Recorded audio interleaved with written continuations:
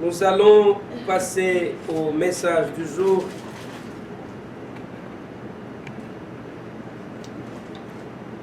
Dimanche passé, nous avions parlé de la négligence qui est une malédiction.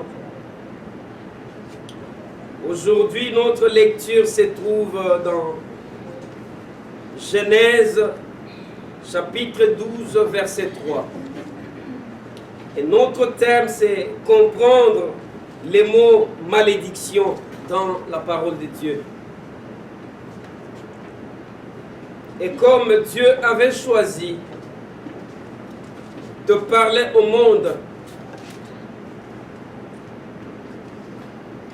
en choisissant un peuple, le peuple juif, chaque peuple a une langue et une culture. Et lorsque une personne est déconnectée totalement de sa culture, je ne parle pas des mauvais aspects d'une culture, je parle de bons aspects de la culture d'une personne. C'est comme si cette personne-là dit à Dieu, tu avais commis l'erreur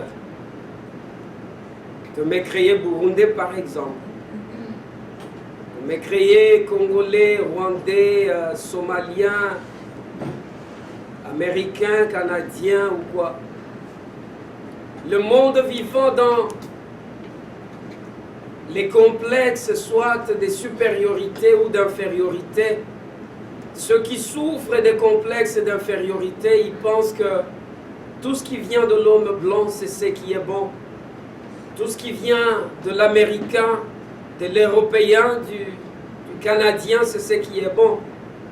Et ce que la personne a pour culture, qui fait son identité, sa personnalité, jette cela par la fenêtre. C'est une mauvaise chose. C'est comme dit, il fallait me créer américain. Il fallait me créer un asiatique. Si c'est la culture asiatique qui te fascine.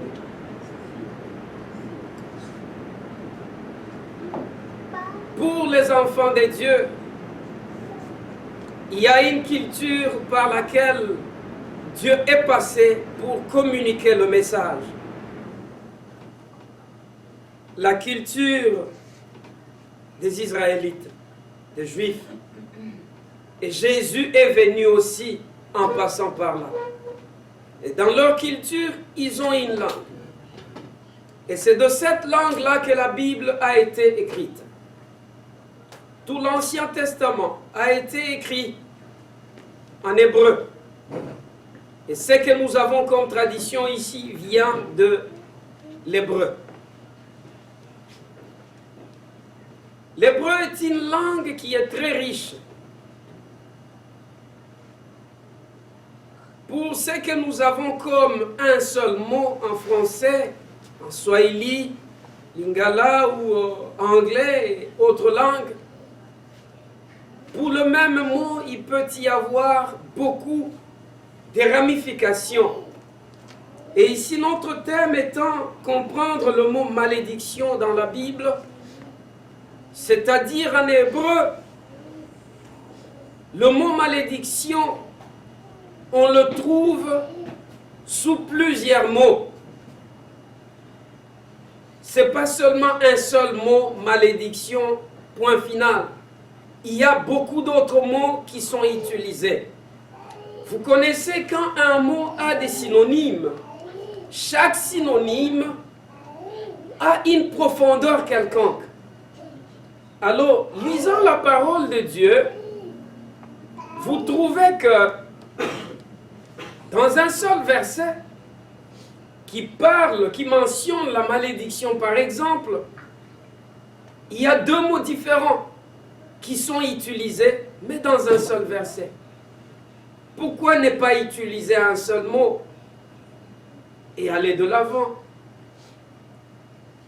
Chaque mot qui est placé quelque part a une profondeur qu'il faut chercher à comprendre. Et c'est par là que nous disons, ceux qui ont été appelés à prêcher la parole de Dieu ne peuvent pas se contenter de dire, j'ai le Saint-Esprit et Dieu m'a choisi pour enseigner la parole. Je veux seulement beaucoup prier et quand je serai devant l'assemblée de l'Église, le Saint-Esprit va mettre dans ma bouche ce que je dois dire à son peuple. C'est une connerie. Dans le lieu secret, quand tu te prépares et tu lis sa parole, tu médites, c'est là où il doit te donner ce que tu vas amener à son peuple. Et c'est là où maintenant, il t'ouvre les yeux de comprendre. Dans un verset, là où un mot est en train de se répéter, tu cherches maintenant à comprendre, est-ce que c'est le même mot qui est utilisé ou ce sont des mots différents qui sont utilisés. Et là, je suis en train de parler aux futurs ministres de Dieu qui sont dans cette salle. Quand vous êtes en train de méditer la parole de Dieu, cherchez la profondeur de chaque mot qui se répète. Pour ne pas vous tenir demain devant le peuple de Dieu et leur annoncer du n'importe quoi. Et interpréter la parole de Dieu selon votre propre culture, qui pour ces mots-là peut avoir une autre profondeur, qui n'a rien à voir avec l'original qui a été utilisé dans la parole de Dieu. Il y a une congrégation qui dit on ne peut pas étudier Dieu. Dieu a parlé au travers de son prophète, les prophètes du temps de la fin. Il faut seulement prendre ce que ces prophètes-là avaient dit et transmettre cela fidèlement. C'est une autre bêtise. Parce que la Bible nous dit, nous connaissons en partie et nous prophétisons en partie. C'est-à-dire, parmi tous les fils de l'homme, Dieu ne peut pas déposer toute la connaissance seulement dans une personne. Sinon, cette personne devient Dieu. Et cette personne n'aura pas besoin des autres parce qu'il a tout en lui. Dans l'œuvre de Dieu, les choses sont faites de manière que nous complétons les uns les autres. Raison pour laquelle il a fait des uns des pasteurs, les autres des apôtres, les autres des pasteurs, les autres des évangélistes, et les autres des enseignants, pour qu'il y ait complémentarité, que j'ai besoin de toi, que tu aies besoin de l'autre, et tous maintenant, comme un seul homme, comme un corps, nous puissions nous édifier mutuellement. Alors dire que il n'y a que prophète tel par lequel Dieu a donné le message du temps de la fin et c'est lui seul, c'est une bêtise. Le Seigneur m'a permis et m'a donné la grâce de venir ici au Canada pour le servir. Je suis venu en mission et j'ai un grand rôle à jouer dans cette ville et dans ce pays. Mais je ne peux pas faire tout ce qu'il m'a demandé de faire seul. J'ai besoin de toi. J'ai besoin des autres serviteurs que j'ai trouvés dans cette ville. J'ai besoin d'autres personnes que j'ai trouvées dans cette ville. Et les autres aussi qui viendront me trouver ici. Alors, il y a l'interdépendance les uns les autres, la grâce que Dieu a déposée dans tout un chacun. Nous appliquons cette grâce-là pour accomplir la mission que le Seigneur nous a donnée. Amen, amen. Amen. Alors, nous allons nous lever et lire la parole de Dieu dans Genèse chapitre 12, le 3e verset. Genèse chapitre 12, Verset 3.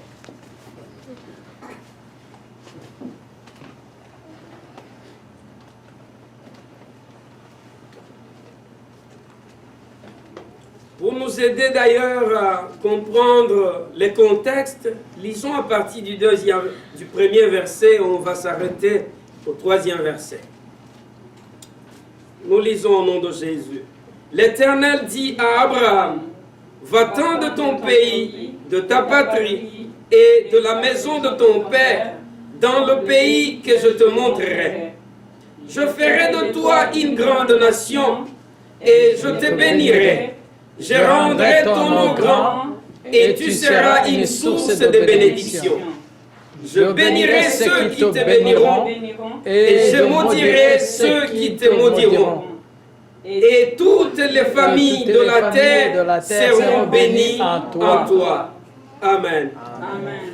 Seigneur, nous voulons voir ta gloire dans ta parole. Alors que tu es en train de sceller ta parole dans nos cœurs, la guérison que tu as commencé dans nos corps et dans nos esprits, Seigneur, que ça s'achemine vers son accomplissement. La délivrance, Seigneur, que ça s'applique, Seigneur, là où nous avons besoin de délivrance. Prends contrôle de tout et règne, Seigneur, en ces lieux. Dans le nom de Jésus, nous prions ainsi. Amen. Amen. Nous pouvons nous asseoir.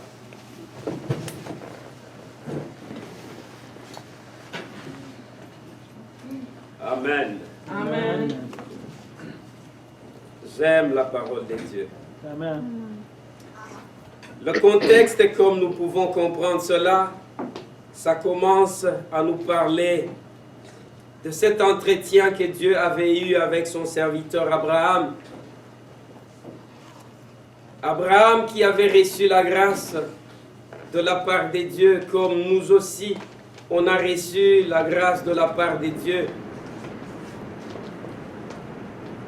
D'une famille idolâtre dans laquelle Abraham était, comme nous autres, sortis des familles païennes, des familles idolâtres, des familles maudites. Abraham a été choisi et appelé pour être une grande bénédiction, non seulement pour sa famille, mais pour toutes les nations.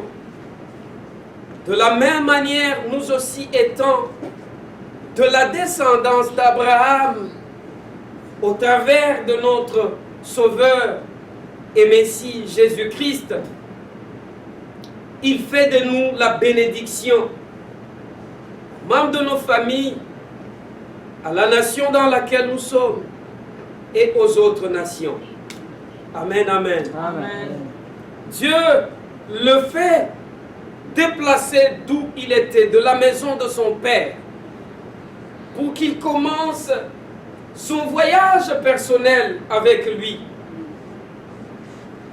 Et que par lui, Dieu puisse avoir une très grande nation qui portera son nom. Dieu nous a fait sortir de nos pays. Chacun a la raison qu'il a amené ici au Canada.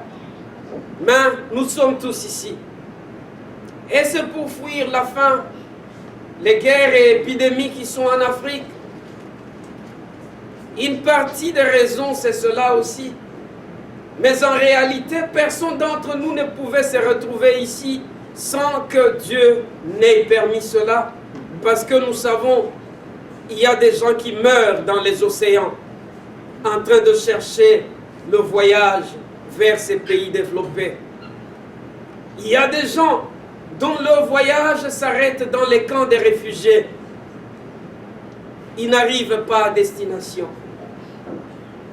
Et il y a des gens qui traversent des choses abominables et impossibles, comme certaines personnes que personnellement j'ai rencontrées, qui passaient par l'Afrique du Sud. Ils ont vécu des cauchemars. Toi et moi, nous sommes ici, et la majorité d'entre nous, nous avons déjà la nationalité de ces pays qui nous ont accueillis. Beaucoup d'entre vous êtes déjà des Canadiens, je suis british. Et ça nous permet de voyager dans le monde sans demander des visas et consorts, sans tracasserie, parce que nous avons les bons passeports.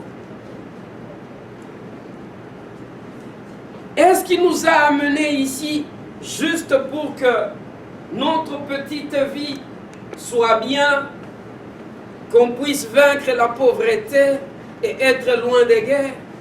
Il y a plus que cela.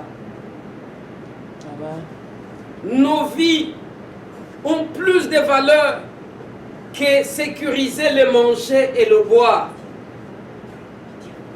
Nous bénissons l'Éternel parce que le manger et le boire, le vêtir, n'est plus un problème comme c'était dans temps un problème. Il y a plus que cela. Il y a son royaume qui préoccupe son cœur et qui doit aller de l'avant. Et s'il nous a amenés dans ce pays, c'est pour que nous soyons ses ambassadeurs dans ce pays. Que nous soyons ses messagers dans ce pays. Que nous soyons les signes dans ces villes où nous nous retrouvons. Quelqu'un qui veut voir Dieu, qu'il regarde et observe nos vies et comprenne qu'il y a un Dieu aux cieux. Amen, amen. Ce n'est pas, selon la définition de ce monde, d'avoir beaucoup d'argent. Parce que même si aujourd'hui tu as beaucoup d'argent, il y a quelqu'un d'autre qui en a plus que toi. Et lui aussi, il a quelqu'un d'autre qui en a plus que lui. Et au top niveau, nous trouvons ceux-là qui ont fait les contrats avec le diable, qui ont accepté de fléchir leurs genoux devant le diable pour posséder les richesses de ce monde. Le diable courageux qu'il était, il avait tenté avec Jésus. Il lui a dit, fléchis devant moi, je vais te donner toutes ces richesses de ce monde. Et Jésus lui a dit, tu ne tenteras pas ton Dieu. Jésus a vaincu le diable. Mais la race humaine, chaque jour, succombe devant le diable. Fléchit les genoux devant le diable. Pour accepter l'offre que le diable donne de posséder les biens de ce monde. Et évidemment, il y a ceux qui sont en train dans la sorcellerie pour cela. Il y a ceux qui ont consulté les féticheurs pour cela. Il y a ceux qui ont touché de la magie pour cela. Et beaucoup se retrouvent dans les occultismes pour cela. L'occultisme était une affaire des gens, des Occidentaux. Mais aujourd'hui, vous allez dans la ville comme Kinshasa, vous allez trouver que tous les jeunes, surtout ceux qui brillaient à l'université, avant qu'ils ne finissent, ils sont déjà enrôlés, soit dans la franc-maçonnerie, dans la maïkarie, et toutes les sciences occultes qui sont présentes à Kinshasa. Et évidemment, les contrats qu'ils sont en train de faire avec le diable, leurs âmes qu'ils sont en train de vendre au diable, ils reçoivent en échange ces richesses-là que le diable leur a promis.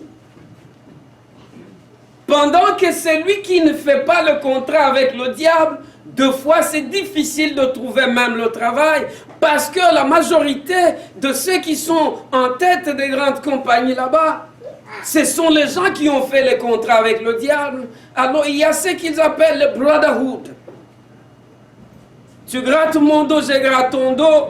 Tu es dans mon équipe occulte, je te donne le travail. Tu n'es pas dedans, surtout quand tu es chrétien, tu es un ennemi.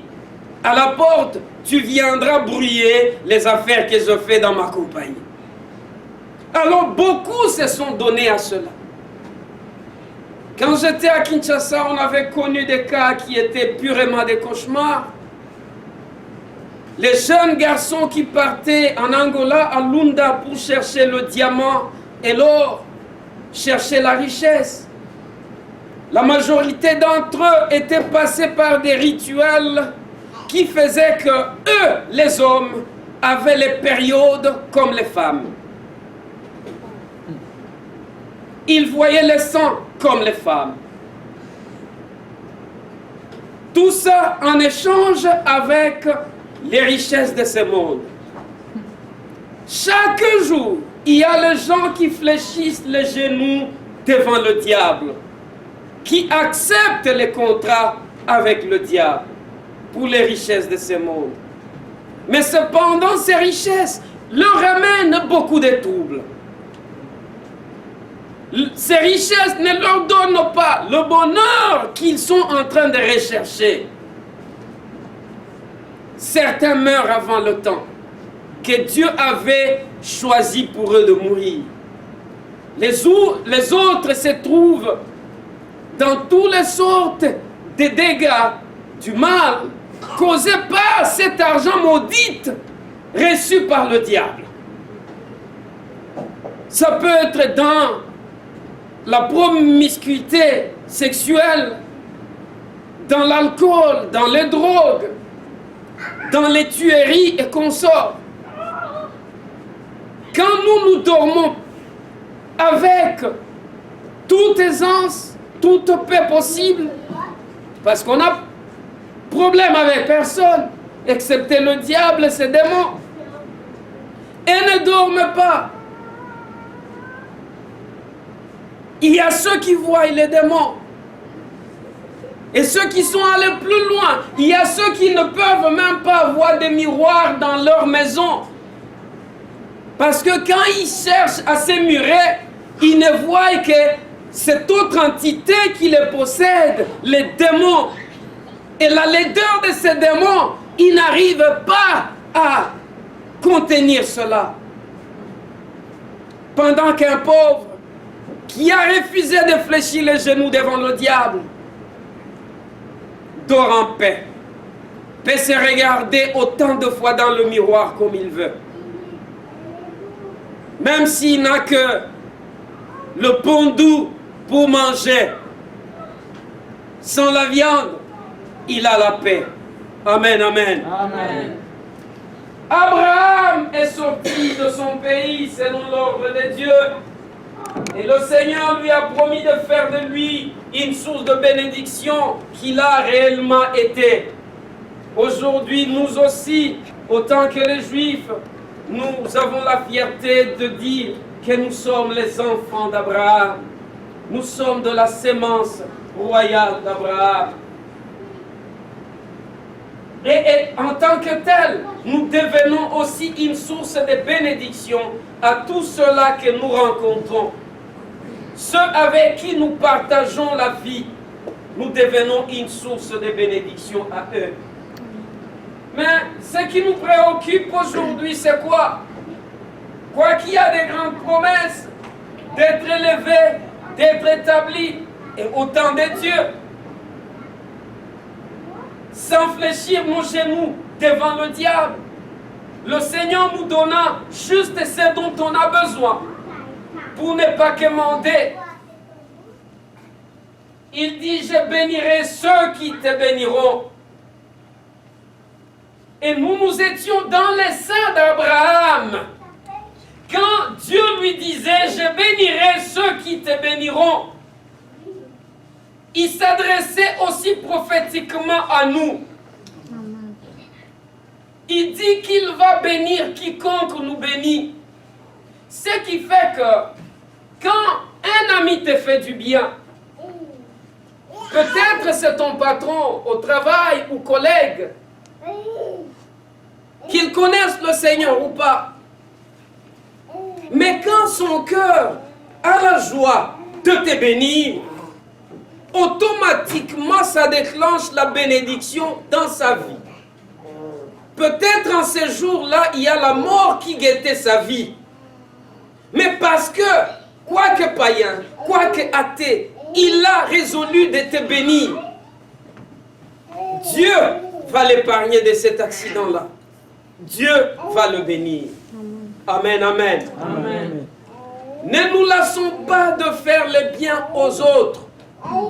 La Bible ajoute surtout à nos frères dans la foi. Amen. Amen. Quand on dit nos frères dans la foi, on voit aussi nos sœurs. Les gens qui craignent Dieu. Les gens qui adorent Dieu en esprit et en vérité. Je ne parle pas de tous les escrocs que nous avons dans les choses de Dieu, parce que les choses de Dieu sont devenues ce que eux, dans leur propre mot, appellent business. Comme dans un interview, l'un des grands qui est aux États-Unis, T.D. Jakes, avait dit que ce business paye bien. Il a appelé l'œuvre de Dieu le business, que ça paye bien. Mais évidemment, il a plus de 30 000 membres. Il vend les livres tous les jours. Et tu ne peux pas l'inviter dans une petite église. C'est dans des grandes églises. Et il faut signer le contrat aussi de l'enveloppe que tu vas lui donner. Et tu ne peux pas lui donner n'importe quelle enveloppe. Oui, c'est un business et ça paye bien. Mais en réalité, l'œuvre de Dieu n'est pas un business. Il s'agit du royaume de Dieu. Que chacun de nous, le riche, le pauvre, les lettrés, l'illettré, le noir, le blanc et consorts, tous nous sommes appelés de faire avancer. Chacun amène sa petite pierre pour construire, pour faire avancer le royaume de Dieu, qui est constamment dans la guerre contre le royaume des ténèbres du diable. Ce n'est pas un business. Alors la Bible nous encourage de nous faire le bien les uns les autres. Les apôtres avaient compris cela et c'est par là qu'ils ont déclaré que nos vies sont en ligne chaque jour pour nos frères dans la foi. Nous sommes comme des moutons qu'on amène à la boucherie chaque jour à cause du royaume de Dieu. Nous mourons chaque jour pour faire du bien, pour bénir nos frères et nos sœurs, pour protéger, défendre nos frères et nos sœurs, pour mettre la nourriture sur l'assiette et la table de nos frères et sœurs. Amen, amen. Amen.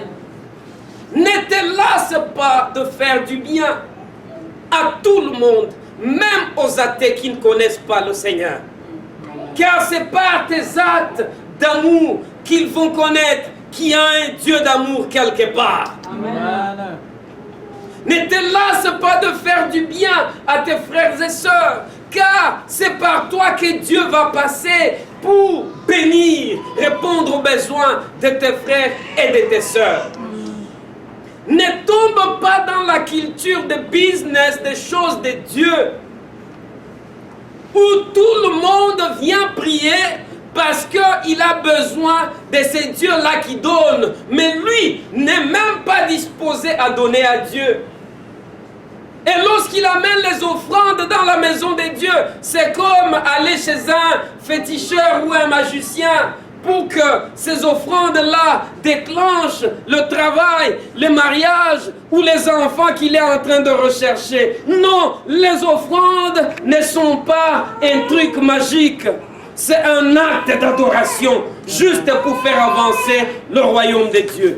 C'est-à-dire, la motivation de donner l'argent dans l'œuvre de Dieu, ce n'est pas pour acheter un miracle, une guérison physique ou la richesse, comme on parle chez les magiciens. Non, c'est un acte d'adoration pour que l'œuvre de Dieu aille de l'avant. Que Dieu nous aide. Amen. Quiconque aussi en retour te bénira, Dieu le bénira aussi. Amen. C'est une garantie. Quiconque te fera du bien, Dieu te fera du bien. Alors, regarde ceci. Si Dieu bénit ceux qui s'occupent des orphelins et des veuves, il n'a pas dit que ces veuves-là doivent connaître Dieu. Doivent être des grands chrétiens, de personnes spirituelles. Non. Même si c'est une sorcière, mais elle est veuve. Même si elle est athée et elle est veuve, toi, tu accomplis la parole de Dieu. Tu as de la compassion vis-à-vis de cette veuve-là. Tu la bénis. Automatiquement, tu entres dans le secret de la promesse de Dieu et tu attires la bénédiction sur toi-même. Et par là, je me lève contre l'évangile démoniaque qui se proclame dans les méga churches qu'il faut voir là où tu donnes ta sémence. Il faut donner à un pasteur qui a le private jet, qui a beaucoup d'argent, parce que en lui donnant, tu t'écoles à la bénédiction de private jet qu'il a, des millionnaires qu'il est, et toi tu vas devenir millionnaire. C'est démoniaque. Ce n'est pas de Dieu cet évangile-là.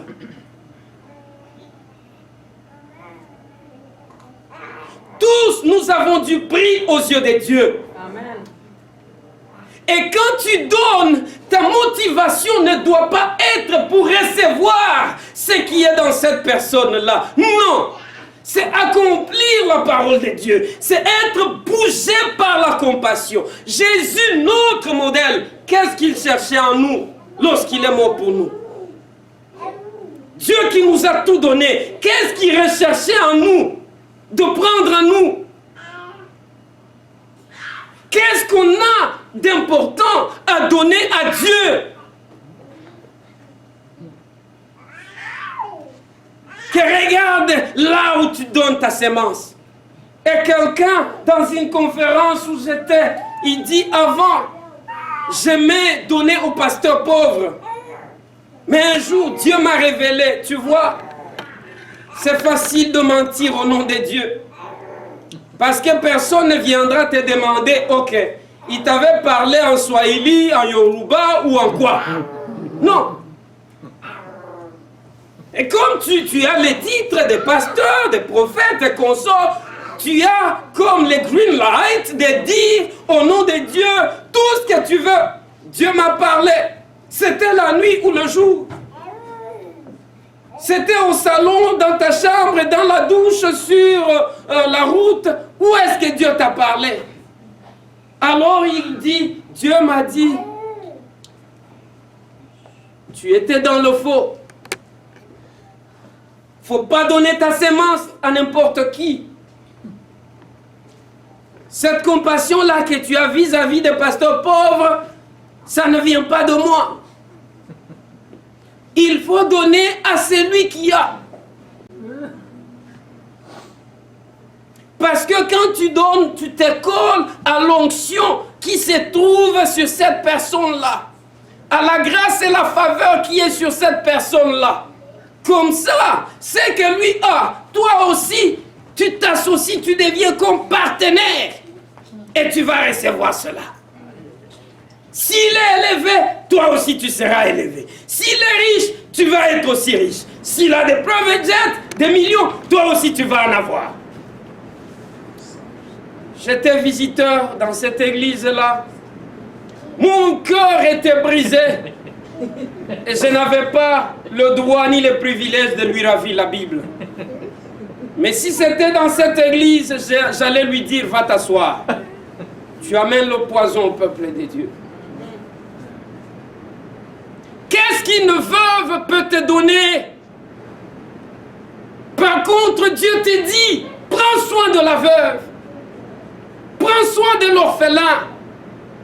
Que cet orphelin ou cette veuve connaisse le Seigneur ou pas, prends soin d'eux. Parce que c'est Dieu qui les a créés. Amen. Et ils ont un grand prix. Plus que même les millionnaires aux yeux de Dieu. Amen, amen. Amen. Ne te lasse pas de faire du bien. Fais-le avec joie. Fais-le non pas avec des motivations bidons. Mais fais cela parce que c'est la parole de Dieu. Et Dieu promet qu'il va te bénir. Alors, ce qui est intéressant ici,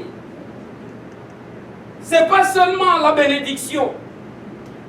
Dans la parole de Dieu, il y a deux choses qui vont ensemble. La bénédiction et la malédiction. Il y a des choses que nous devons faire pour nous placer là où la bénédiction va nous trouver. Et vous venez de comprendre, ce n'est pas comme l'évangile de ces siècles est en train d'annoncer cela pour escroquer les enfants de Dieu. Il y a aussi la malédiction qui va de pair avec la bénédiction. Amen. Amen. La malédiction, la punition, ce sont des choses qui ont disparu dans l'évangile d'aujourd'hui. Pourquoi? Le nouvel âge a amené les philosophies et enseignements démoniaques dans l'Église qui nous ont dit que nous sommes dans l'âge messianique où on ne peut plus tomber malade, on ne peut plus être pauvre, on ne peut plus souffrir, on doit connaître la prospérité sur tous les plans. Quoique c'est la parole de Dieu, mais la connotation et l'interprétation donnée à cela est erronée. Alors, les regards des enfants de Dieu se tournent seulement à la bénédiction et oublient que c'est Dieu qui est bon. Il est aussi un feu dévorant. Amen, amen. Il a dit que quiconque pêche ne peut pas manquer sa punition. La parole de Dieu nous le dit dans Jérémie, chapitre 2, verset 19, que ton péché te retrouvera. C'est-à-dire, quand tu pêches, ton péché ne va pas passer inaperçu parce que nous sommes dans l'âge messianique et on n'est pas dans l'âge messianique. On n'est pas du tout dans l'âge messianique. Et la Bible ajoute, ta méchanceté te châtiera. Tu sauras et tu verras que c'est une chose amère et mauvaise d'abandonner l'Éternel ton Dieu.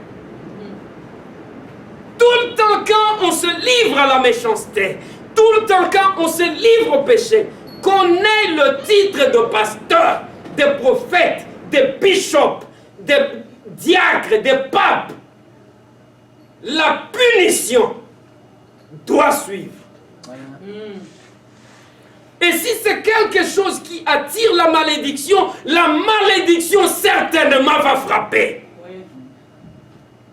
Que Dieu nous aide. Amen. Retournons dans le texte.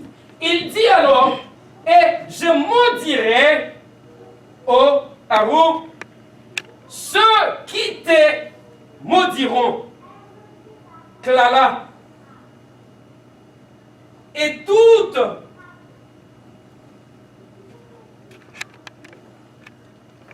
les milieux de la terre seront bénis en toi. Les familles de la terre seront bénies en toi. Amen. Je nous ramène dans le contexte. Il s'adressait à Abraham, mais nous aussi, prophétiquement, nous étions dans les seins de qui? D'Abraham. Quiconque nous bénit, Dieu va le bénir. Et quiconque nous maudit, Dieu va le maudire. Amen. Amen. Alors, comme vous le voyez ici, le même mot malédiction est utilisé différemment. Il y a deux différents mots qui ont été utilisés. Harou et Klala. Next.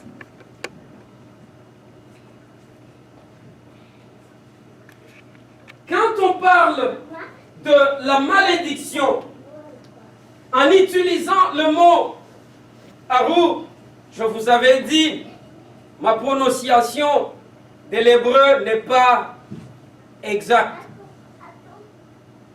Mais je vous apporte seulement la connaissance, malgré ma prononciation qui peut ne pas être exacte.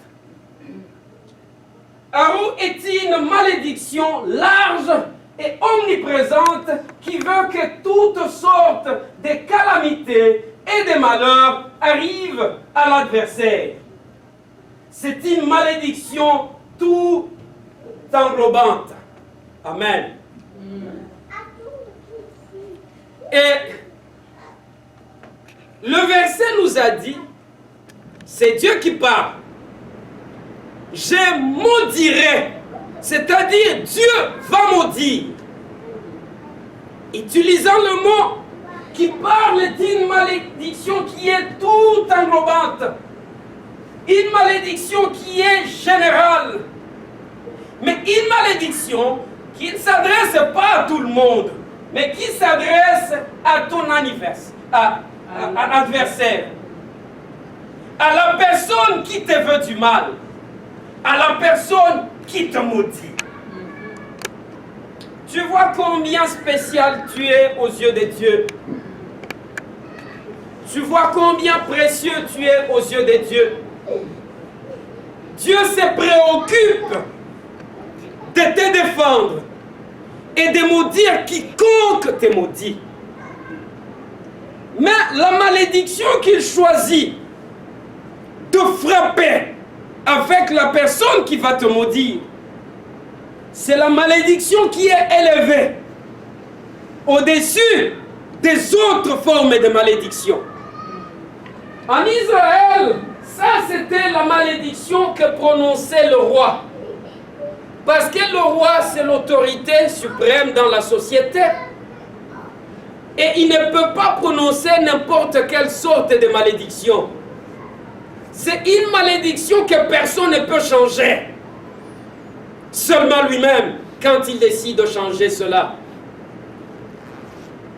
Notre Dieu étant le roi des rois, c'est ce qu'il a choisi, il dit, quiconque te maudit, toi ma fille, quiconque te maudit, toi mon fils, moi-même je veux m'élever et je vais le maudire. Pas n'importe comment, avec légèreté, mais je vais frapper fort. Jean, quiconque te maudit, Douglas, quiconque te maudit, Dieu te dit, je veux m'élever et je veux frapper fort. Que le Seigneur nous aide. Amen. Voilà le Dieu que nous prions, qui s'occupe de nous, qui défend notre cause, qui s'élève en héros pour nous défendre.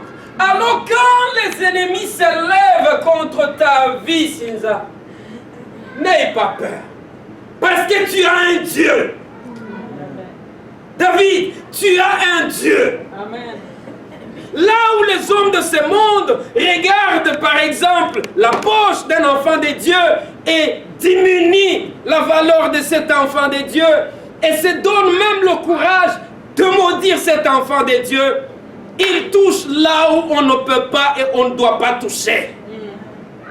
Parce que notre héros, qui est celui qui a tout créé, va se lever et frapper durement. Il va octroyer une malédiction qui est large, une malédiction qui est omniprésente, c'est-à-dire partout où cette personne s'en va, la malédiction le suit.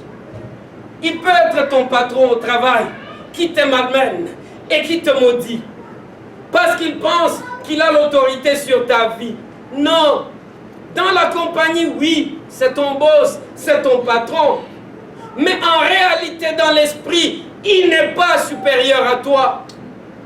Comme Honorine aime dire, je connais, je suis une fille de Dieu. Même devant la reine d'Angleterre, je ne peux pas trembler. Parce que je connais mon identité. J'ai dit amen à cela. Amen. Même si la reine s'est levée, même si Trudeau s'est levé pour te maudire, sache que tu as plus que la reine. Tu as plus que le premier ministre. Tu as plus que le président. Lui, il va venger ta cause. La personne peut être voilée et aveuglée par les richesses qu'il a en main et penser qu'il est béni, qu'il est bien. Mais comme il a touché celui qu'on ne peut pas toucher, Dieu va déclencher la malédiction à vous, globale et omniprésente, qui va le suivre partout, qui va causer le malheur et la misère dans sa vie, malgré les milliards qu'il manipule dans la main, malgré la plus belle femme du monde qu'il peut avoir dans la maison. Il ne sera jamais satisfait de cette femme-là. Il va chercher même de moins belles qu'elle. Malgré le grand poste qu'il peut avoir dans la compagnie ou dans la société, il n'aura pas le bonheur parfait, la paix. Parce que la malédiction est en train de suivre. Maintenant, le monde ne comprend pas ces choses parce que le monde veut voir avec les yeux, veut toucher avec les 5 sens. Ça ne fonctionne pas comme cela. C'est spirituellement que la malédiction fonctionne, mais ça affecte le naturel. Et quand Dieu va se venger contre toi, c'est cette malédiction qui va frapper tes adversaires. On continue. Dans le même verset, il y a une deuxième malédiction qui est utilisée.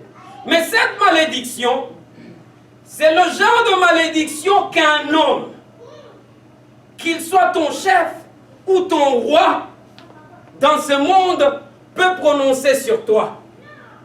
Il n'y a personne qui a le pouvoir, même le diable lui-même, qui a le pouvoir du genre de malédiction que Dieu peut prononcer sur ta vie. Personne. Les sorciers qui en veulent à ta vie, quand ils prononcent une malédiction, cette malédiction tombe dans cette catégorie des klala. Klala est une malédiction du type spécifique. Elle ne peut pas être utilisée pour se tenir seul. Celui qui offre une klala ou ce genre de malédiction doit préciser de quelle manière cette malédiction devrait affecter sa victime. Klala ne peut s'appliquer qu'à quelque chose qui existe physiquement. Et c'est par là que vous voyez les mauvais sorts. Quand un sorcier prononce la malédiction sur toi, il est spécifique. Il peut dire, tu n'auras jamais le mariage. C'est très limité et spécifique. Ou même si tu te maries, tu n'auras pas d'enfant. Ou tu seras pauvre toute ta vie. Maintenant, essayez de comparer les deux. Quand un homme va s'élever pour te maudire, c'est une malédiction qui est limitée et qui est spécifique.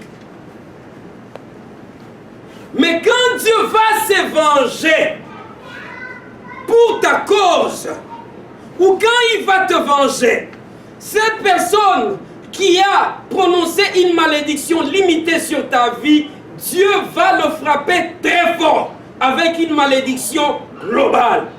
Est-ce qu'on est ensemble? Amen. Et c'est ça le Dieu que nous prions. Amen. Qui est préoccupé de notre bonheur, qui est préoccupé de notre paix. Mon frère, ma soeur, que personne ne te méprise. Jeunes gens qui est ici, comme Paul avait dit à Timothée, que personne ne méprise ta jeunesse, que personne ne te méprise aussi parce que tu es jeune. Que personne ne te méprise parce que tu as la peau noire. Que personne ne te méprise parce que tu n'as pas de grands diplômes. Que personne ne te méprise parce que tu n'as pas les biens matériels de ce monde. Quiconque prononcera une malédiction spécifique comme telle sur toi sera frappé doublement, triplement, au-delà de tout ce qu'il peut imaginer par Dieu. Amen. Amen. Alors, on continue et on voit que ce mot-là, klala, a tiré ses origines ses routes à Caleb. Caleb veut dire mépriser, diminuer, alléger, rendre insignifiant ou vil. Il reflète les attitudes, les comportements et les actions allant du mépris, de la violence verbale à la violence physique. Amen, amen. Amen. Dans la parole de Dieu, je ne veux pas vous donner tous les versets en ce moment, il y a plusieurs endroits où le Seigneur est en train d'utiliser ces mots. Caleb pour parler de la malédiction. Et dimanche passé, quand nous avions parlé et dit que servir Dieu ou adorer Dieu avec négligence est une malédiction, ce n'est pas les autres malédictions que l'on est en train de mentionner ici, c'est que l'aide qui est utilisée là-bas. C'est-à-dire quand tu prends ce qui est sacré, par exemple, avoir un temps d'intimité avec Dieu, tu méprises cela, il y a une malédiction. Parce que tu as diminué ce que Dieu valorise. Tu as rendu léger ce que Dieu considère avec beaucoup d'importance. C'est comme une personne qui vient te mépriser. Et pourtant tu as du prix, un grand prix aux yeux de Dieu. C'est-à-dire, il te prend avec légèreté. Je parlais avec une sœur hier et on parlait du mariage. Et là, je lui ai dit l'une des raisons pour lesquelles Dieu refuse qu'on puisse épouser ceux qui ne sont pas dans la foi. C'est parce que tu vas entrer dans une relation d'amour avec cette personne-là. La personne est encore païenne. Mais toi, tu as un grand prix aux yeux de Dieu. Cette personne-là n'a pas la révélation de ton identité véritable. Comment tu as du prix aux yeux de Dieu? Combien tu es sacré aux yeux de Dieu? Alors, la personne va dire, oh, c'est ma femme, c'est mon mari. Il te diminue par rapport à la valeur que tu as aux yeux de Dieu. Il te réduit, il te méprise. Et quand tu touches à ceux qui appartiennent à Dieu, que tu sois son mari ou sa femme, tu as touché la prunelle de l'œil de Dieu. Alors tu vois, cette action d'amour ou cette relation d'amour dans laquelle tu es entré, en réalité, tu n'as pas amené vraiment la bénédiction à cette personne que tu dis que tu aimes. C'est la malédiction que tu as amenée. Parce que lui, sans discernement, il va te diminuer. Il va te prendre à la légère. Et pourtant, tu as du prix aux yeux de Dieu. Tu es sacré aux yeux de Dieu. Il va s'attirer la malédiction. Amen. Amen. Même si ton cœur bouillonne et tu sens les sentiments d'amour, parce que les sentiments d'amour et l'amour véritable, ça se confond. Les désirs de la chair se confondent avec l'amour. Tu dois faire la différence entre les convoitises de la chair qui t'animent et le véritable amour qui sort du cœur et s'attache aux valeurs de la personne. Et quand une personne est dans la mort, dans les ténèbres, crois-moi, ce ne sont pas les sentiments d'amour qui se réveillent en toi, ce sont les sentiments, les convoitises de la chair qui se réveillent en toi. Parce que ton cœur ne peut s'associer avec les valeurs que l'Esprit de Dieu te fait voir et t'inspire. Non pas les externalités que, oh, pasteur, c'est un bel homme, il s'habille bien, il parle bien, ou il a fait les études, ou il est ceci et cela. Vous jugez par rapport aux externalités, ça c'est la convoitise. Mais quand vous jugez par rapport à ce qui est spirituel, là, c'est le cœur qui est connecté à l'Esprit de Dieu. Alors, nous amenons des malédictions dans la vie de ceux qui n'ont pas le discernement, sans intention de leur amener des malédictions. De la même manière, dans notre relation avec Dieu, lorsque nous nous comportons avec légèreté, nous méprisons le temps qu'on doit investir pour notre communion personnelle avec Dieu. Pourquoi? Parce que nous sommes devenus des idolâtres. Il y a autre chose dans notre vie qui a pris la place de Dieu. Et ce que Dieu valorise, nous on méprise cela. Nous attirons le querelle sur nos propres vies. Que Dieu nous aide. Amen. Je causais avec la sœur Jeanne et elle a béni mon cœur. Elle m'a parlé de sa routine journalière de la semaine. Comment elle s'arrange de dormir à temps. Les jours de la semaine, vers 19h ou plus tard 20h, elle est au lit parce qu'elle doit se réveiller tôt le matin, aller au travail. Et elle aime la ponctualité, elle ne veut pas être en retard au travail. Wow, beautiful. Mais l'histoire ne s'est pas arrêtée là-bas. Et dit vendredi, comme elle ne travaille pas le samedi, souvent elle jouit des temps glorieux qu'elle passe avec Cinza et la famille. Et ils peuvent se permettre de rester jusqu'à minuit ou 1h du matin parce que samedi, c'est le jour de repos. Elle peut dormir jusqu'à X temps.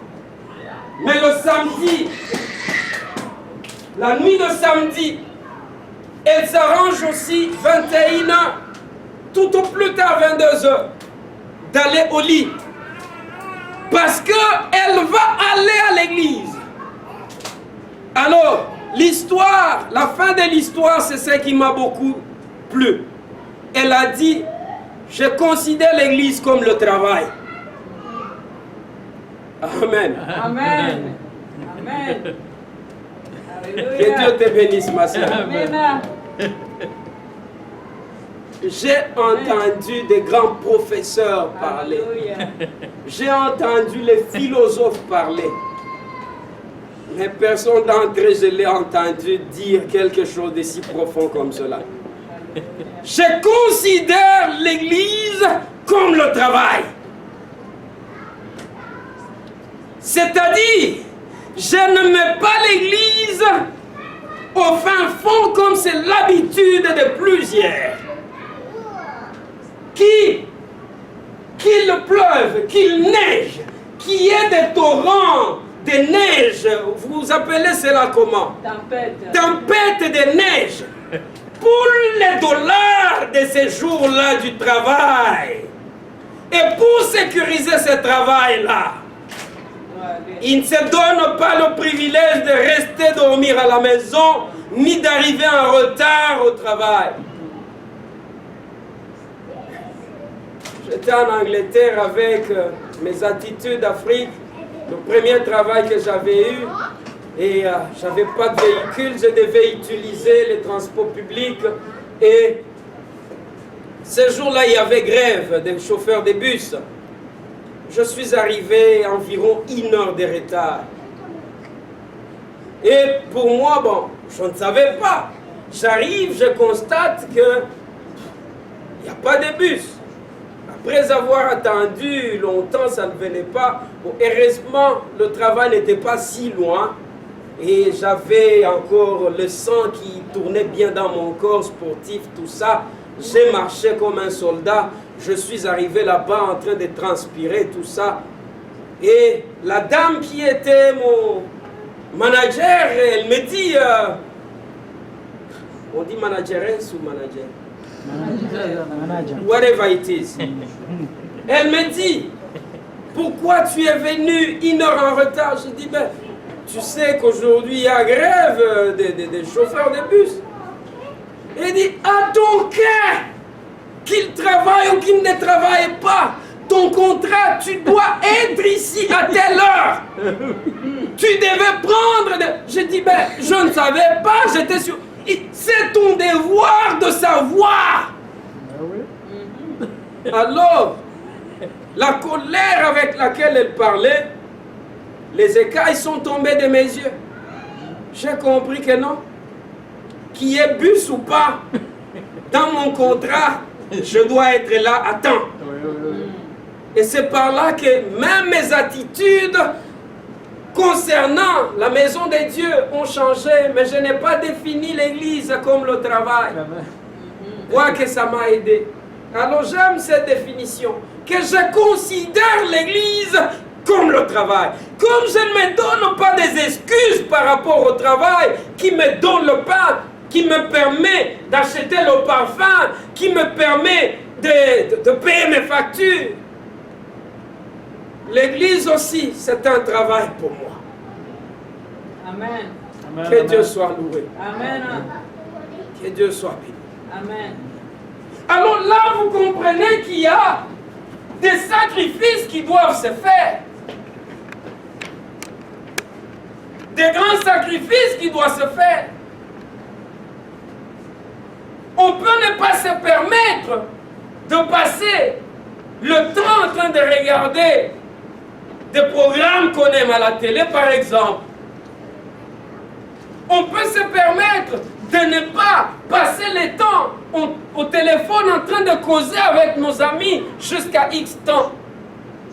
La même discipline qu'on applique pour le travail, on transmet cela dans les choses de Dieu. Et quand on fait cela, on s'attire la bénédiction. Quand on ne fait pas cela, on s'attire la malédiction. Et c'est par là on se dit, mais c'est Dieu vraiment. J'ai jeûné pour ma situation. J'ai prié. Même les hommes de Dieu m'ont imposé les mains. Mais les choses ne fonctionnent pas. Qu'est-ce qui ne va pas? Non. Comment prends-tu ton temps avec Dieu par rapport aux autres choses qui ont la priorité dans ta vie? Le travail, par exemple. Les études, par exemple. Causer avec les amis, par exemple. Passer le temps chilling out avec les amis et les membres de famille, par exemple. Alors, il y a ces malédictions de cette catégorie que beaucoup d'enfants de Dieu s'attirent sans savoir.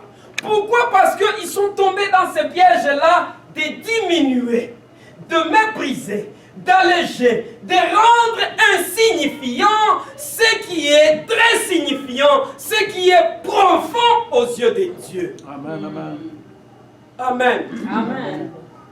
Il ne s'agit pas seulement de l'œuvre de Dieu. Nos relations entre frères et sœurs. Les relations entre enfants et parents. Notre vie dans la société, les relations avec tes patrons au travail.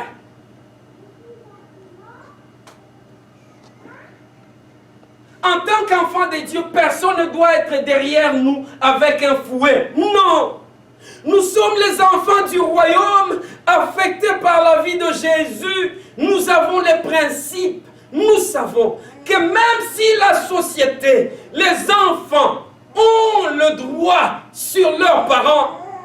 Et quand un enfant part en justice au tribunal avec ses parents, c'est l'enfant qui a l'avantage sur les parents. Une abomination aux yeux de Dieu. Mais nous savons le royaume auquel nous appartenons. C'est que doit être le comportement des enfants vis-à-vis de leurs parents. Ils sont sacrés à nos yeux. Et nous avons le devoir et l'obligation de prendre soin d'eux.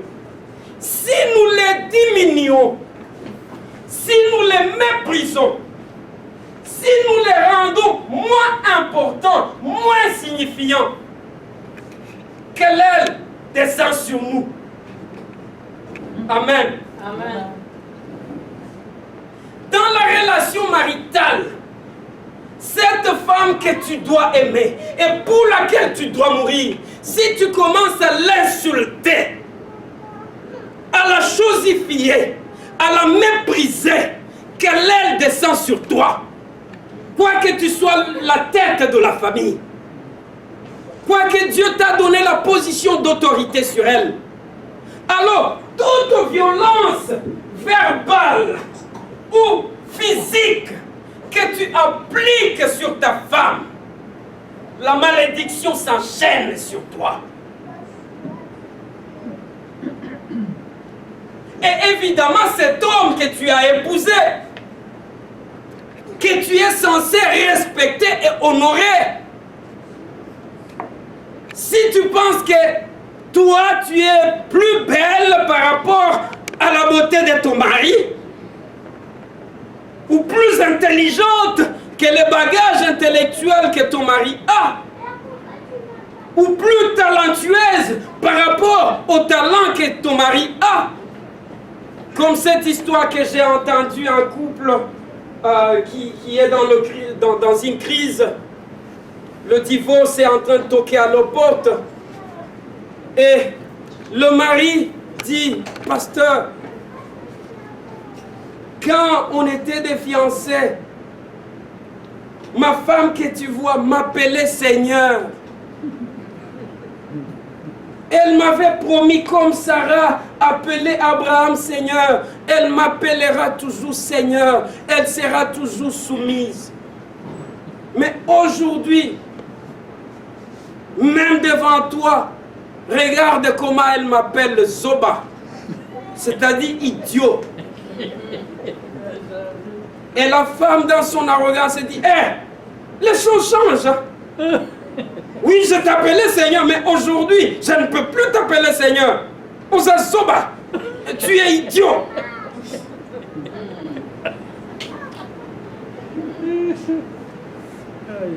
Même si tu as vu l'idiotie dans ton mari, est-ce que Dieu te donne l'autorisation de l'appeler idiot? Non. Parce que tu es son aide semblable, censé l'aider de sortir de cette idiotie. Raison pour laquelle il y a le mariage. Tu ne peux pas épouser une personne qui est une copie conforme à toi. Non. C'est la personne qui a ce que tu n'as pas. Je ne parle pas d'argent. Ou un nom de la famille comme les gens recherchent. Où il est de quelle famille? Est-ce qu'il a de l'argent? Non. Les valeurs qui sont en toi. Si tu cherches cette femme qui a les mêmes valeurs, mais vous allez manquer les mêmes choses. Alors, tu prends une femme par exemple qui sait arranger et ordonner les choses. Mais toi, tu as les difficultés d'avoir l'ordre dans les choses. Voilà, elle vient compléter les manques qui est en toi.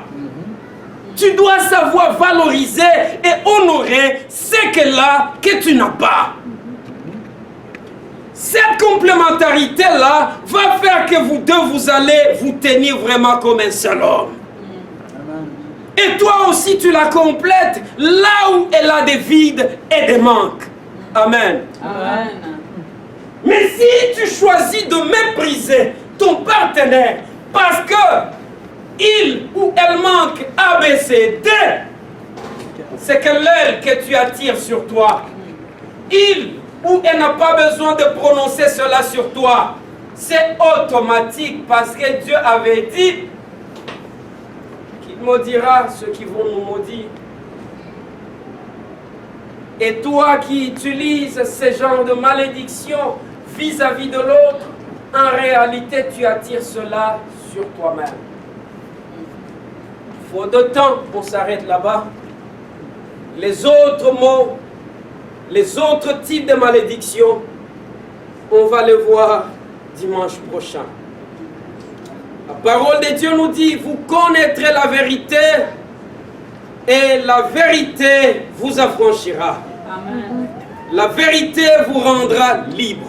Amen. Aujourd'hui, beaucoup d'enfants de Dieu sont des esclaves parce qu'ils reçoivent une mauvaise nourriture, empoisonnée par la philosophie de nouvel âge et de franc-maçonnerie, pensant que c'est la parole de Dieu et pourtant Dieu méprise cela et il s'attire de malédiction. Toi, tu connais aujourd'hui la vérité par rapport à ces deux types de malédictions, trois types de malédictions qu'on vient de voir. Comporte-toi en conséquence et Dieu sera cet héros qui te défendra tous les jours. Amen. Amen. Amen. On s'élève pour prier.